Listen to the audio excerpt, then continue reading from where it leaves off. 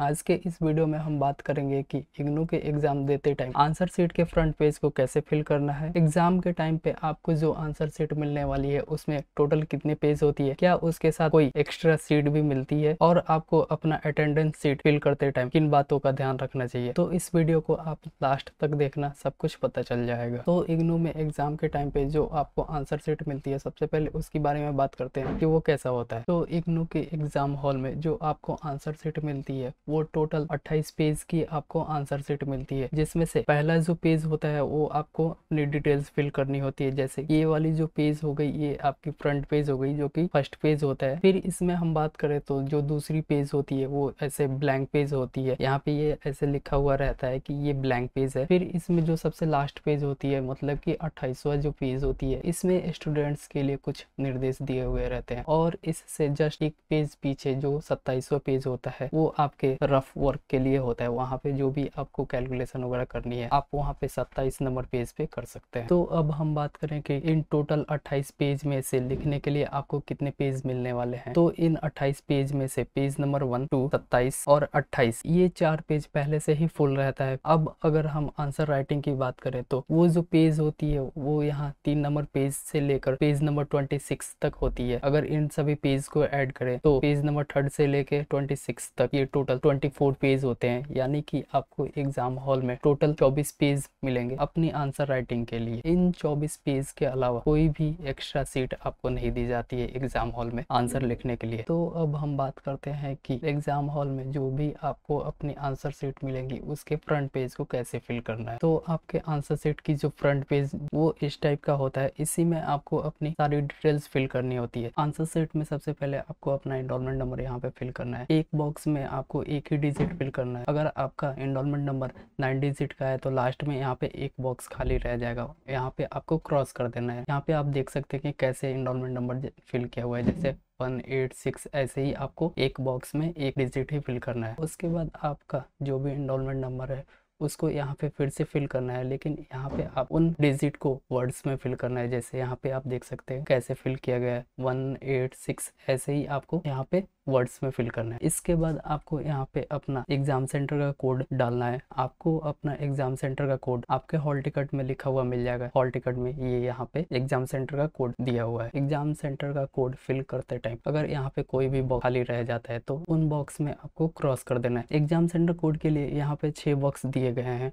अगर आपका exam centre code 6 digit से भी ज्यादा है तो 6 डिजिट तो आपको सबसे पहले इसमें फिल कर देना। अगर उससे ज्यादा है तो वो डिजिट यहाँ पे बॉक्स के बाहर आपको फिल कर देना। इसके बाद आपको यहाँ पे जो भी दिन है वो दिन लिखना है और साथ में उसकी डेट लिखनी है। जैसे अगर आपकी पेपर यहाँ पे 16 तारीख को है तो 16 तारीख को यहाँ पे आप देख सकते हैं कि मंडे है। सबसे पहले आपको यहाँ पे मंडे लिखना है। उसके साथ ही जैसे मंडे को 16 तारीख को है तो यहाँ पे 16 जून 2025 लिख देना है। उसके बाद आपको यहाँ पे अपना प्रोग्राम का कोड लिखना है। जैसे अगर आप MPS प्रोग्राम से तो MPS लिखना है, BSc G से है तो BSc G लिखना है, BSc M से है तो BSc M लिखना है। ये भी प्रोग्राम कोड आपको अपने हॉल टिकट में देखने को मिल जाएगा। यहाँ पे प्रोग्राम कोड फिल करने के बाद फिर आपको यहाँ पे कोर्स कोड फिल करना है। कोर्स कोड मतलब जिस भी कोर्स कोड का आप उस दिन एग्जाम देने गए हैं उसका कोड यहाँ पे लिखना है। जैसे कि आप यहाँ एडमिट कार्ड में देख सकते हैं कि 20 जून को MEV2 का एग्जाम होने वाला है, वैसे ही यहाँ पे उसका कोर्स कोड लिख देना है। उसके बाद यहाँ पे आपको अपनी कोर्स की टाइटल लिखनी है। कोर्स की टाइटल आपको अपने क्वेश्चन पेपर पे लिखा हुआ पहले से ही मिल जाएगा। जैसे कि आप यहाँ पे देख सकते हैं कि ये MPS 001 का क्वेश्चन पेपर है। यहाँ पे MPS 001 के लिए कोर्स कोड है पॉलिटिकल थ्योरी, तो यही आपको वहाँ पे आंसर शीट में लिख देना है। यहाँ पे कोर्स कोड फिल करने के बाद फिर आपको यहाँ पे मीडियम यहाँ पे मीडियम आपको वही लिखना है जिस मीडियम में आप एग्जाम दे रहे हैं। जैसे बहुत सारे स्टूडेंट्स ऐसे होते हैं कि उनकी जो एडमिशन होती है वो इंग्लिश मीडियम में होती है, बट जो एग्जाम देते हैं वो हिंदी मीडियम में देते हैं। ऐसे ही जो हिंदी मीडियम वाले होते हैं अगर एग्जाम इंग्लिश में देते हैं तो यहाँ पे एडमिशन की मीडियम चाहे कुछ भी हो, यहाँ पे आपको वही मीडियम लिखना है जिस मीडियम में आप उस सब्जेक्ट का एग्जाम दे रहे हैं। अगर हिंदी में दे रहे हैं तो हिंदी यहाँ पे लिखना है, अगर इंग्लिश में दे रहे हैं तो आपको यहाँ पे इंग्लिश नहीं है। फिर आपको यहाँ पे अपना सिग्नेचर कर देना है। इसके बगल में जो भी सिग्नेचर होगी, वहाँ पे जो भी निरीक्षक होते हैं वो अपना सिग्नेचर करते हैं। और यहाँ पे लेफ्ट साइड में ये आपके मार्क्स होती है, जो भी टोटल मार्क्स आपको मिली हुई रहती है। यहाँ लेफ्ट साइड में आपको कुछ भी नहीं करना है। ये लेफ्ट आपको जो सिग्नेचर करनी होती है वो टोटल 4 जगह पे सिग्नेचर करनी होती है।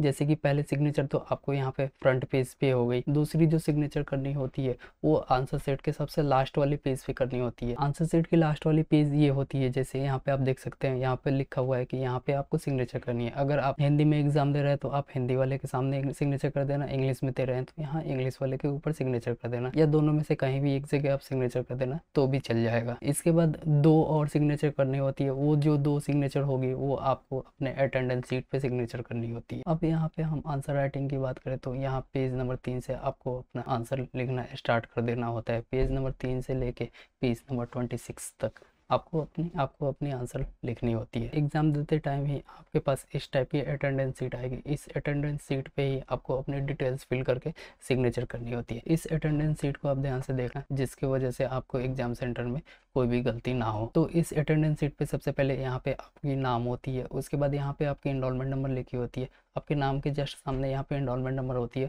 उसके जस्ट सामने आपको यहाँ पे सिग्नेचर करना होता है। सिग्नेचर के बाद यहाँ पे ऑप्शन होता है प्रेजेंट का या फिर एब्सेंट का। तो आप एग्जाम देने गए हैं तो यहाँ पे सिंपली आपको या तो प्रेजेंट लिख देना है या फिर आपको पी लिख देना। पी भी लिख देंगे तो भी चलेगा, प्रेजेंट लिख देंगे तो भी चलेगा। फिर यहाँ पे आती है serial number of answer book. तो यहाँ पे आपको सीरियल नंबर फिल करनी होती है। ये सीरियल नंबर आपको कहाँ से मिलेगी? ये सीरियल नंबर आपको अपने आंसर सेट के फ्रंट पेज पे मिलेंगे। जैसे मैं आपको दिखा देता हूँ, ये आपके आंसर सेट की फ्रंट पेज हो गई। यहाँ पे सीरियल नंबर दिया हुआ रहता है, जैसे कि आप यहाँ पे सीरियल नंबर देख सकते हैं 2058818। ये आपकी आंसर बुक की सीरियल नंबर हो गई। यही सीरियल नंबर आपको वहाँ पे अटेंडेंस सीट में फिल करनी होती है। ये सीरियल नंबर फिल करते टाइम आप कोई भी गलती मत करना, नहीं तो आपकी जो रिजल्ट है वो पेंडिंग रह जाएगी,